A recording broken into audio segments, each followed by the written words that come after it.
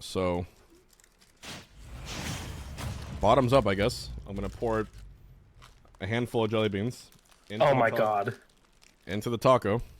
Oh my god. I'm making a mess. 3, 2, 1, go! This is the most cursed thing. I can't do that. I can't watch this. All right. If you need proof, that is a taco with jelly beans inside of it. I feel like you're gonna get a letter from Taco Bell in a few minutes just saying, listen, we have to talk. No, I'm gonna get a letter from my doctor telling me 6 months. Just give me a second. Right. No. Yeah, I was gonna make a joke that this top 8 could be a little hard to watch with all the Sonics and floaties, but I think the hardest thing to watch on the screen is what HungryBox is about to do. This is the result, ladies and gentlemen, when you sub-goal dinner. This is what I gave up engineering for. And you know, it might taste good. You guys ready? 3, 2, 1. Shoe nice.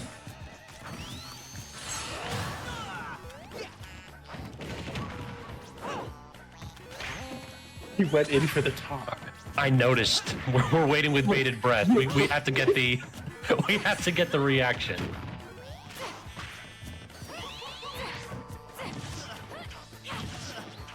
Taking a moment to consider the choices that led us down this road.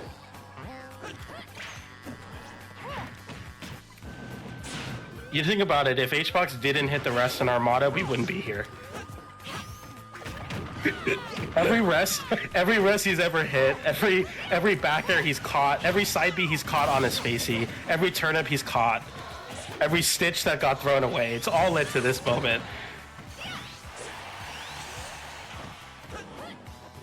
Alright, BJ, certainly is a moment in Smash history. And I gotta admit, like the dedication to the bit, going back in for second and third bites with no comments. One simply doesn't give an evaluation on a culinary masterpiece in one bite. Oh my god. I mean, Wait a minute. No. no, dude, don't do this to me, man. You can't. Chat, this is orange chicken. Have you guys ever had sweet and sour chicken from a Chinese place? This is it.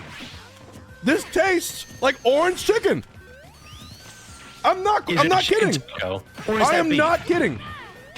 You saw how I didn't like it? My brain hit like a memory. I'm like, what? I've tasted this exact thing before. Holy fuck. That's insane. That is actually edible. If anyone here in chat is willing to test out my theory, jelly beans in your house, sour, with a Dorito Loco Taco. It's sweet and sour. That's insane. I'm sorry. Continue. Oh my god. You cannot eat sour jelly beans at a Doritos Locos Taco and say it tastes like orange chicken and then say continue. How are we supposed to function after that news? Continue. No. Now we actually have to commentate the game. That's gonna be the hard part. Dude, okay. Bringing this back together. I'm going for seconds, by the way. Yeah, this is crazy. I'm actually going for seconds. Holy fuck. Okay. We get a blank slate. Sparg0 taking game number 1. Sparg0 taking game number 1 at about the same time it takes HungryBox to take all of our collective sanity down at Pegger 2. Wow. Yeah, this is the most. What a way to start the block. Yeah, I'm flabbergasted. How you guys doing? You guys good? I'm just pouring some jelly beans in my taco. It's so at this point. It's just so many. It's not so much. It's like 500. It's like 20. Like 5 dozen. I think you have more jelly beans than you have lettuce on that taco. Bro, to be fair, who needs lettuce, right? I don't. Fair. Constitutive element of the taco now. You're over 30% jelly beans. It's a jelly bean taco. Like this is where we are. Yeah, I guess if you're going for it, you got to commit to the bit, right? Okay, I put too many. Of course. Yeah, it looked like too many. Yeah. Flew too close to the sun. We learned the limit of this experiment. I got too excited. Something's off. Something is very off. But when I was scared at first, I put half as many. It was actually a nice balance.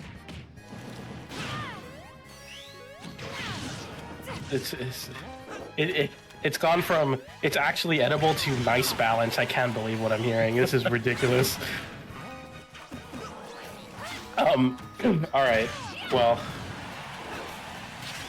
no better way to transition into what's going on this set, but Sparg0 sporting the Corrin most recently for this matchup in particular and taking game number 1, but Wrath bringing it back. He was actually down like 2 stocks to 1. And he was able to bring it all the way back to last stock. Sparg0 at 137%. It's getting a lot closer now for Wrath. I think Sparg0's played Wrath at least once with the Corrin, so it's good to see Wrath coming up with some counterplay. We've been seeing Sonics on Twitter like labbing this matchup in particular, so it's exciting to see. Oh, that was almost a crazy setup. Get it to landing forward air into a paralyzer, but doesn't fully connect there. It might be a frame data thing. I don't know, but that was interesting. Very true. I'm really interested to see how this matchup develops too. Like, this is one of those where it catches the roll in. First off, great read right there by Wrath. We've seen that Sonic like had the idea to go ahead and break it out in this matchup specifically for Corrin. Thought that this was going to be something to actually turn the tides against both Wrath and Sonics.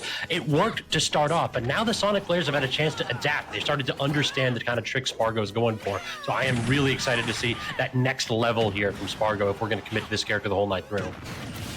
Nice catch, Wrath able to cover the double jump there, knowing that Sparg0 doesn't have the double jump and Corrin's recovery being a little bit more linear, and you have to use the air drift to position under the ledge and just chases off of the back air. Having that killer instinct in moments like that is exactly what you need to take a game off of Sparg0, as Wrath is running away with a lead 143%, but the skewer just so good at catching those burst options, is able to close out that stock there. See, I'm a little bit distracted right there because I saw that HungryBox hit a very bad flavor jelly bean at that last one. The beer did not mix well. Oh no, beer plus the sweetness of that plus the savoriness. I can imagine that being a nightmare. Speaking of nightmares right here, we're trying to get out of that forward air combo for Rat's side here, trying to just break away from Corrin's combo game. Really, landing is going to be the problem on this small stage with a centered platform. Good God, can Corrin cover some space on here, PJ? Yeah, it's, as you said, covering some space. The whiff from Wrath gets perfectly punished by Sparg0. Ryan, see you again. I will say, that was nowhere near the nastiest thing my chat ever made me eat. The worst thing my chat has ever ordered was when we did a chat chooses the pizza challenge. So we got a pizza as the goal, and then chat chose the toppings. And they decided to get me an everything pizza with chocolate and anchovies on top. Oh no! I actually couldn't eat a single. Like I took one bite, and I actually had to like take a walk. I had to like throw it away. I was about to vomit on stream. It was like it was the worst thing I've ever tasted. It was just the slice was like collapsing upon itself because of the weight of the toppings. It was soggy. It was moist. It was just horrible. It was like combining every color at once, and you get like shitty gray brown. You know what I mean? But via flavors. No idea how you save that? How do you save fish with chocolate? There's no. I think that's just the cardinal sin. There's not a single. The only time a fish is appropriate with chocolate is the taiyaki pancake, fish-shaped pancake stuffed with Nutella. That's the only time it's ever appropriate. And that's because it's a fish shape. But never are those two flavors ever going to go together. It just doesn't make any sense. I don't think. Unless I'm wrong. If someone has a way to yeah. It's like I'm theorizing a matchup. The real thing that I think you could do is like if you do mole with a whitefish, I don't think it'll be bad. Like you want a mole with like a lot of smokiness. I guess mole counts, but mole is mole more. Kind of counts, yeah. It is chocolate. It's like savory chocolate though. Yeah, exactly. So I don't think you could just eat chocolate and fish. But if you did, anchovy is too oily. It's too pungent. I don't. It doesn't sound great.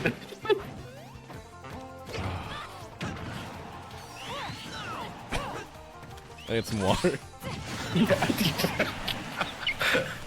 I think Xbox has earned it after that little culinary exploration and revisiting bad memories. You never really know what you're gonna get when you start commentating a Coinbox with HBox. Thank you so much, chat, for that. I'm a big Jelly Bean fan, but I might not even eat jelly beans after watching what just happened on our screen. Nonetheless, we're here. Yeah, it's so hard to. I haven't been watching this game. I'll be honest. I've just been watching HBox suffer. I mean, it's a very compelling thing to watch, that's for sure. But so far, it's kind of like the tale of the Sonic matchup, where Rat has managed to seize that early lead and playing a little bit more defensively. And Sparg0 falls off stage and appears to buffer an aerial, so that's an early exit on that stock. Now you're giving a full stock lead and more to a Sonic. Yeah, this is a rough spot. Yep. We saw a similar situation here in the last game. Okay, yeah, Sparg0 able to get back there. We saw a similar situation where Wrath took a lead on Sparg0 with Sparg0 kind of making a mishap off stage, and it's exactly what happens in this game. We're going to see if Sparg0 has what it takes to make another comeback on Smashville here. It's a big Nair, and I like that Sparg0. I mean, the utilization of Nair to just start the juggle game is so important versus a character like Sonic, and that trade going in his favor. And I like that. Crosses up, jumps up, and then gets the homing attack to punish the out of shield option. Goes for a forward smash, and that's going to be a great punish from the forward smash on shield with that side B, as we get a potential Sparg0 comeback once again. Yeah, this is always the problem, is that you can never count Sparg0 out. And with Corrin, you can just kind of toss out a lot of these safe aerials. It's up to Wrath right now to play incredibly safe. We get the parry, and now we're reeling back for the forward smash, ever so slightly misspace. I mean, if you were going to go ahead and try to challenge that rapid jab with anything, the forward smash was the right choice. Yeah, and it's good there, too. You don't get punished for it. Like, sometimes... I mean, obviously you want to try to find a way to punish with the game there, but it's sometimes better to go for a punish that you know is not going to be able to get punished. So good stuff from Wrath, just holding on and saying, I don't need to find a kill off here with Rapid Jab. I can close this out the old-fashioned way, but the up B comes through, and now 28%. The Nair catches the forward air attempt from Wrath. Wrath swinging out of disadvantage. Once again gets punished, and now the juggle comes through. The up air now, and he's in the spiral, but the back air connects on the Nair. Wrath takes a game. All right, my only input is not about the set, but I will say, we definitely flew too close to the sun. I would not recommend this to anyone. Maybe 2 jelly beans max on a taco, just for the subtlety of it. The aftertaste is really bad, and with Corrin beer, it's a very bad aftertaste. So I'm washing it down with some Diet Dr. Pepper. Now I'm just gonna. Do I have permission? Can I just eat Taco Bell by itself now? My stomach is actually pretty upset. It's not doing well. Chat, mercy, please, chat. I understand now why those don't mix. Anyways, that was awful. This is I'm like, man. I don't know how you do it, man. Let it never be said that HBox isn't a man of the people. If somebody in chat ever asked me to go ahead and do any nonsense like that, I would ban them. It's like, you need to go ahead and take a timeout right here. But HBox, not only listening, but going back for seconds. Going back for seconds, giving detailed analysis as well. I mean, truly just covering all the bases. You love to see that, honestly. I also pro Taco Bell strat, emergency quesadilla. You always buy an emergency chicken quesadilla, just in case shit goes south, like the order's not right. Because this one, you can't fuck it up. So. It's one of the only things that you can save for the next day, too. So it's like, it's just, if you don't need it, you could eat it tomorrow on your phone. Yeah. That's the tech, man. What doesn't this stream have, you know? Oh, I've been around the block. Oh, okay. No, not able to kill there. Yeah, I was gonna say that I think a majority of the, not the majority, but a good portion of the stocks that Wrath has been taking has been on Sparg0's miscues on the ledge. I'm not sure if Sparg0's like kind of limit testing what Corrin can get away with punishing while Sonic is off stage, but it's interesting to see, and it's also good to see that Wrath is like really on top of that punish, because it's in matchups like this where you're not playing it often, it really shows that you know, somebody takes the extra care to learn, like, okay, if they miss a pin like that, I can punish with a back air and then follow through with another one. Little optimizations like that really make this matchup really interesting. I'm really excited to see kind of how far this one goes.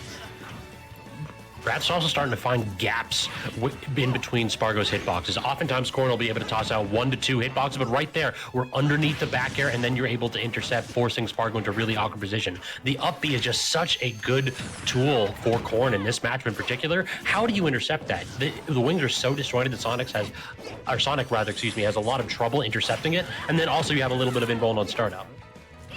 Yeah, exactly. It's one of those things where it's like, you know, I'm sure if you are somebody that plays this matchup a lot, or if you're a Corrin main that really knows the limits of your character, you can find ways to poke it out. But in the heat of a moment set where you're fighting someone at the caliber of Sparg0, it's so difficult to make that mental calculus and say, okay, this is where I can position for this forward and back air, making it just absolutely so safe. And there's so many moves in Smash that things happen so fast that even though on paper there might be an option, it's just a good option because, hey, like, are you really going to be able to cover that in this moment? And it's pretty cool to see Sparg0 like finding a character that I think presents those challenges with Sonic a lot, and it's what makes it such a lethal solution to this hedgehog. Beast Mode Paul defeats Louis Money 3-1. The Buzz also in top 5. I like there's always like one liquid rep even when the other falls. That was dope. Yeah, good stuff, and really diverse character cast for the top 5 as well. So now we're on that do or die situation here. Wrath definitely trying to extend this set, force a game 5 situation, and at 93 in a solid position to do so, but all of a sudden trying to rush in and kind of catching blow after blow from Sparg0. This is getting a little bit disconcerting here. Sparg0's landing these hits really well. We got to get Sparg0 in disadvantage. That's finally what we're seeing. Can Wrath guard the landing? Not particularly well. All of a sudden, one hit the back air though. Platform, what coverage? Oh my god. You know, if Sparg0 loses this, I think I would love to watch Sparg0 versus the Buzz. If Sonics and China Mark don't mind. There it is. I'm gonna ask him. Cause that would be dope. One of those matchups you don't get to see often, but of course, due to Coinbox's nature, any set could be the one that, you know, you play an unlikely bracket opponent, and Wrath making it look very possible to make this upset. I mean, there you see another catch on the platform, and that's one of the things with Corrin is that once they get used to you swinging on a landing, this is kind of an issue with a lot of the Fire Emblem characters. You have to resort to just landing, you know, air dodging and then drifting, and if you land on that platform, Sonic is one of those characters that can burst perfectly into that range and land a really strong back air and just close out sets. And that having that not only move to do, but also the ability to position yourself with all the speed of Sonic to cover those platforms with back air is so important in closing out games versus you know, a player like Sonic or Sparg0, sorry, who, I mean, has made so many comebacks. Yeah, we're kind of actually going to see if Sparg0 is able to avoid the reversed 3-0 too. Like, this is not a player that you typically think won't have that extra adaptation. Usually Sparg0 incredibly intelligent and understands what needs to happen when he's getting turned around on. So I'm really curious to see if we're going to see a little bit of flair right here. We do get the Nair back air, and that is one thing in this character's kit that makes this matchup tolerable. You get consistent kill confirms at mid to high percentages, and now all of a sudden you don't need to press. Now it's Sparg0 that can go ahead and hold back and wait for Wrath to rush in. Yeah, I mean, well said. Like, being able to kind of mode switch where you've been on the back pedal for the last 2 games and now you're the one with the lead. Commentator's curse. That's going to be Wrath closing out that edge guard with a back air. And now the seats and the tables have turned back into a situation where Wrath might be the one driving again. Very true. All the momentum in the world after that interception. What lead indeed. Trying to go ahead and use the up B to get at a disadvantage, and this is what you have to dodge. That perfect neutral air dodge gets Wrath at a disadvantage for a split second, but we are right back in the blender. These up airs are just chewing Wrath's stock away. Able to get some grace landing on that platform, and still Sparg0 continues on with this pressure. The forward air connects, and now you get a 4th throw on the ledge, and this can be a big ledge trap opportunity. We saw the last stock being taken on the ledge, but able to get through it now, Wrath, with an opportunity. The side B is going to be a really good option at covering those spin dashes at that mid-range that a lot of characters can't really punish. The forward air comes through on the down tilt. So close here, even though Wrath, you know, down 50%, could definitely find a way to close out a stock right now versus Sparg0, but Sparg0 covering the air dodge with a forward smash. Very well done. So accurate with that needle forward smash, man, especially the sweet spot. And now it's Sparg0's game kind of set the close here. Gets the counter on the spin dash. He's reading every single drift pattern that Wrath has. Wrath finds a backer, though. Oh, my goodness. And we have a last stock sitch. I can't believe how good Wrath is at making these little tiny adjustments mid-set. Like I 2 or 3 times in a row now, we've seen Sparg0 try to pull away and then Wrath catches something off stage. Are we going to see it again? Had to DI down to grab that ledge. That was going to be terrifying if Sparg0 was caught out without a jump. Oh, that's it. Reversal. No double jump. It's over. Oh my God! Reverse 3. Oh. What? It was almost too easy. Wow. There you go. Not only a reverse 3-0, but 3 stolen stocks in that game 5. Every single time, it was Wrath adapting to what Sparg0 was doing off stage and giving no opportunity to recover.